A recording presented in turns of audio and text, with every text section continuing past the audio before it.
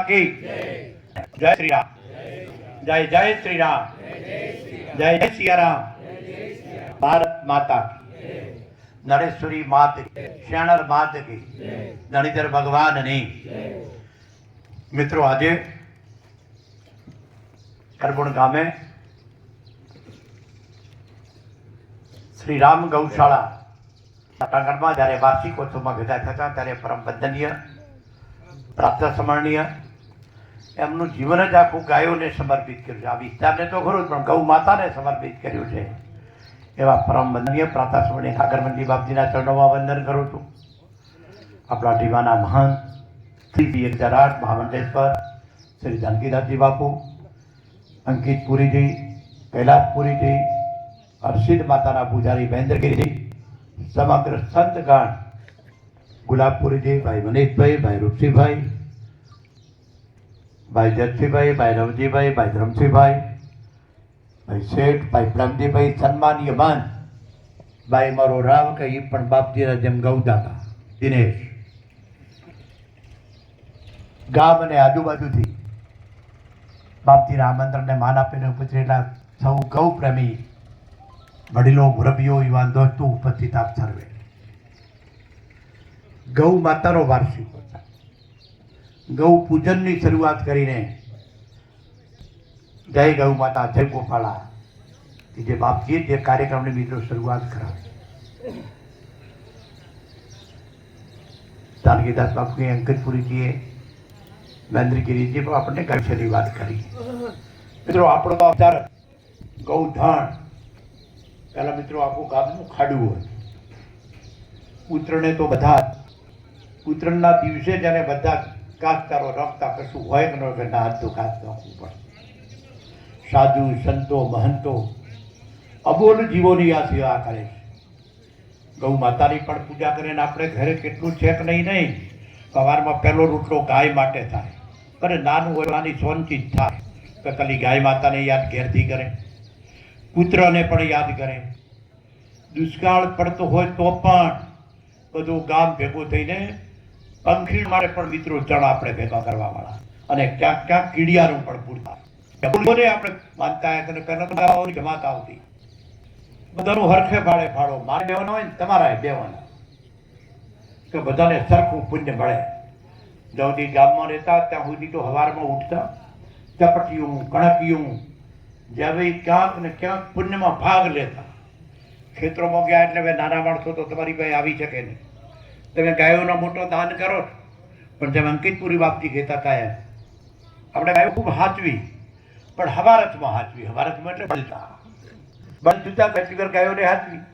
યંત્ર યુગ આવ્યો, ટ્રેક્ટરથી ખેતી શરૂ થઈ એટલે ગાયો ભૂલાઈ ગઈ. ભૂતકાળમાં મેં ક્યાંય ગાયોને રખડતી જોઈ નથી. મારી ગાય માતા પણ કેટલી દયાળુ ભલી છે. ઘેરથી તમે છોડો તો એ હવારના દોરામાં તમારે ખૂંટે આવે. સવારમાં હું ગાંધીનગરથી રાત્રે મોડો આવતો, આખું ટોળું ક્યાંક કોકના ખેતરમાં જઈને ઝાડ પાડે, દોરાવે તો તમારે ખૂંટે આવી. અને તમે કેટલા ભાગશાળી છો, માફ કરો ખૂટો નરગાડતા.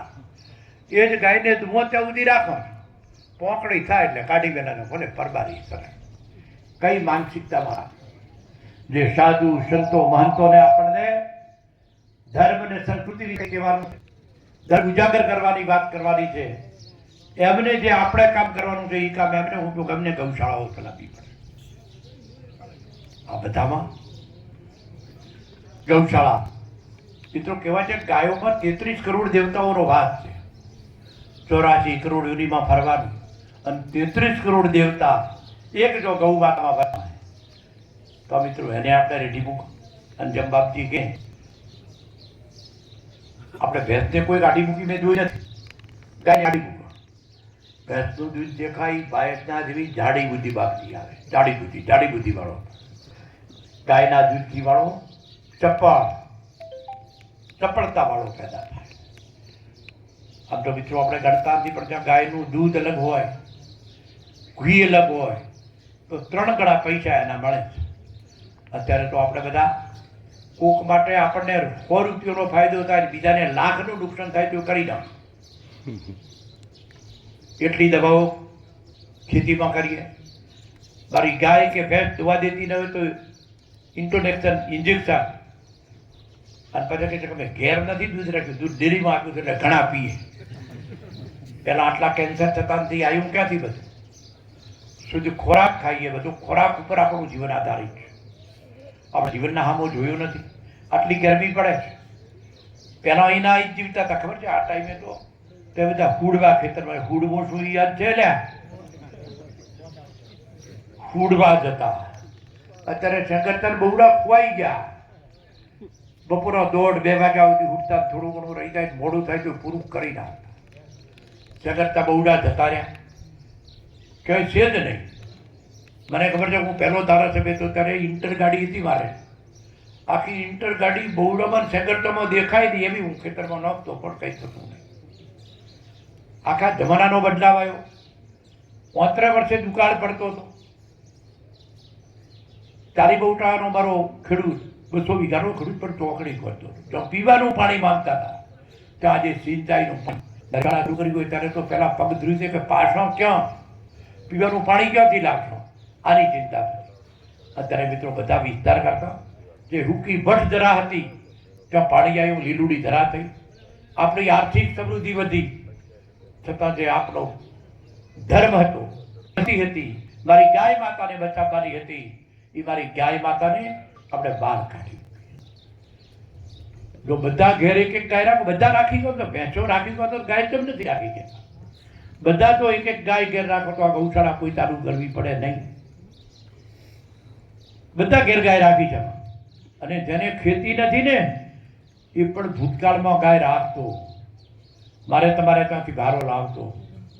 અત્યારે કોઈ ભાગ્યાને ના પાડે એમ કે ભારો એટલે તેના ભાગમાંથી બધું કરે, પણ ગાય પ્રત્યેનો પ્રેમ જે ઓછો છે ત્યારે બધા ઘેર ઘેર એક ગાય રાખો. ધંધો પણ ગીરની ગાય આપણે ભણતા ત્યારે કોંકરીની ગાય આપણે ભણતા, અત્યારે ગીરની ગાય પણ આવે, કોંકરીની ગાય પણ આવે. જેનું દૂધ શંકરી ગાય નથી. તમે ઘણા પૈસા, આપણે તો શંકર આવી નથી કે ક્યાંય? શંકર છે ક્યાંય? શંકરી મારા ધણીયું ગાય નથી. શંકરી ગાય છે જ નહીં હો મારા ધણીયું. તમે ગાય ગણતા હો એ ગાયના દૂધમાં આવે જ નહીં. પણ પૈસા કમાવા તમે એને લાવી ખાખાદ કરે. આ મારી ગાયની ચાવી એટલી, એટલું જ દૂધ આપશે. અને ચપડા સાધુ સંતો મહંતો મિત્રો આખા વિશ્વમાં મોટામાં મોટી ગૌશાળા પથવેડા ચાલે છે. બાપજી જાતે 4 વાગે ઉઠીને ગાય માટે બસે છે. આ બધા જ અહીં બેઠેલા 4 વાગે ગાય માટે ઉઠે છે. આપણે ઊંઘા છે, તૈયાર નહીં. આજ કયો જવાબ છે? ભાગી દો. ગાય માતાની સેવા નથી કરતા. ઘેર ઘેર એક એક ગાય રાખીએ. ગાય માટે પુણ્ય તો કરીએ, પણ એક એક ગાય ઘેર રાખો તો આ બધી ગૌશાળાઓ બંધ થઈ જાય. આપણા બધા જીવન માટે જ્યાં મિત્રો સમગ્ર રાષ્ટ્ર સાધુ સંતો મહંતો એમ કે ગૌ માતાને રાષ્ટ્ર માતા જાહેર કરાવવા આવું એમની માંગણી છે. હિન્દુસ્તાનમાં મારો દેશ હિન્દુ રાષ્ટ્ર તરીકે ઓળખાય, એની જ્યારે કેવડા હોય ત્યારે ગૌ માતા પણ મારું રાષ્ટ્રનું પ્રાણી બને, એની મિત્રો માનસિકતા બધાની હોય. આપણે બધામાં મિત્રો માના તો આમ તો હમણાં જ જોયું આપણે, ગઈકાલે ધૂળેટી ગઈ, પરમ દિવસ હોળી ગઈ. હોળી ધૂળેટી આપણા ચાલુ આવતા પરંપરાગત આપણા પ્રસંગો તહેવારો, અને આજ હોળીના બીજા દિવસે આપણો વાર્ષિક વર્ષ, ગાય માતા માટેનો વાર્ષિક. આ બધા જ પ્રસંગો જ્યારે ઉજવાતા, બેસતું વ્રત ઉજવાતા. દિવાળી એટલે શું? બેસતું વર્ષ એટલે શું? રામ ભગવાન ઘેરાયા અને બીજે દિવસે સ્વાગત થયું હતું. રામ લલ્લા વર્ષોથી ચાલતો આવતો આપણો રામ મંદિરનો ઝઘડો. આપણે ધર્મના પૂજક છીએ, ધર્મના વાહક છીએ. એ રામ મંદિર આદરણીય આપણા સ્વામી શ્રી દીવાથી જાનકીદાસજી બાપુ પણ રામલલામાં એમને આમંત્રણ હતું ને જઈ આવ્યા. હું પણ બાપજી જઈ આવ્યો છું. મેં પણ દર્શન કર્યા. 500 વર્ષનો ઝઘડો કે ક્યારે અયોધ્યામાં મંદિર બનશે. ગામે ગામ ઈંટોનું પૂજન થયું હતું. એ રામલલાનું આ પૂરું થતો તો ઘણો વાર થાય, પણ મંદિર બની ગયું. એ જ મંદિરમાં જે રામલલાના દર્શન, આપણી સંસ્કૃતિનું જતન. પહેલી સરકાર એવી આવી હોય કે જેણે મંદિરોનો જીર્ણોદ્ધાર કર્યો. બાપજીના સાનિધ્યમાં બીજી રાજકીય વાત નહીં કરું, પણ આ મિત્રો કોના દ્વારા થયું, કોણે કર્યું, આટલું તો મારે તમારે ખ્યાલ રાખવો જ જોઈએ કે આઝાદી મળ્યાને 75 વર્ષ થયા. એ જ 75 વર્ષમાં જેથી વખતે તો ગાયો આપણે રાખતા, ત્યારે મારી માતા રખડતી રહી. મારી ગાય માતા એનું પૂજન કરીએ, એની સેવા અર્ચના કરીએ. જ્યાં ગૌશાળો ચાલે ત્યાં તો દાન આપીએ, પણ ઘેર ઘેર એક એક ગાય પણ રાખીએ. હું ને તમે ગાય માતા માટે કંઈ કરવાની કોઈને નવાઈ નથી કરતા. આપણો ધર્મ છે, આપણું રાષ્ટ્રીય પ્રાણી છે, અને રાષ્ટ્ર માટે આપણે આ કરવાનું છે. એટલે ગાય માતાની પૂજા કરીએ. અહીં બધા ભેગા થયા તો ત્યારે મારા ધર્મ તરીકે એક મિત્રો અપીલ કરું, બાપજીની મંજૂરી લઈને, કે લોકસભાની ચૂંટણી મિત્રો આવે છે. ભાજપ અને કોંગ્રેસ બે વચ્ચે ચૂંટણી હશે, ત્યારે આપણું ઉમેદવાર કોણ ત્યારે યાદ નથી રાખ. આપણે કમળ એક યાદ રાખવું છે, અને કમળના ઉમેદવાર તરીકે રેખાબેનને વોટ આપીને નરેન્દ્ર મોદીના તરીકે તમારા આગેવાન તરીકે વિનંતી પણ બાપજીની રજા લઈને કરું છું.